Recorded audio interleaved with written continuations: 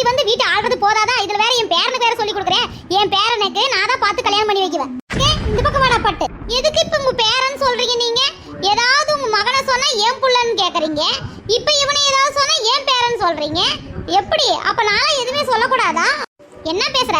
அவன் என்னுடைய பேரன், என்னுடைய வாரிசு, என் குடும்பத்தை தலைக்க வந்தவன். அப்ப போது நான் தான் அவனை பத்தி பேசணும். ஏன் மகன் ஏன் பேரன் பின் யாரு சொல்லுவாங்க? அச்சச்சோ, தயவு செஞ்சு ரெண்டு பேரும் சண்டை பிடிக்காது இருக்கிறீங்களா? இன்னைக்கு ரெண்டுல ஒண்ணு கேட்காது இருக்க மாட்டேன் உங்க மகன்கிட்ட.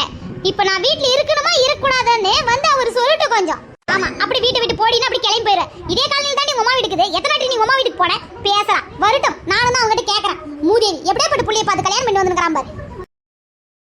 பத்தியடப்பட்டு உங்க பாட்டிக்கிற கொழுப்ப இன்னைக்கு வரட்டும். அந்த மனுஷனை இன்னைக்கு வச்சு ஆஞ்சி போடுறான் ஆஞ்சி.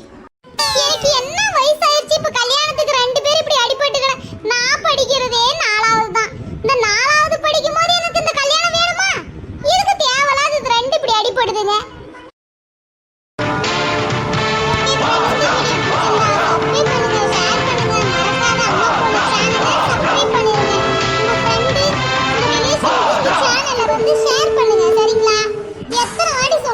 ஷேர் பண்ணவே மாட்டீங்க. நான் தான் சொன்னேனே ஒரு வருஷத்துக்குள்ள 1000 சப்ஸ்கிரைபர் பண்ணணும்னு.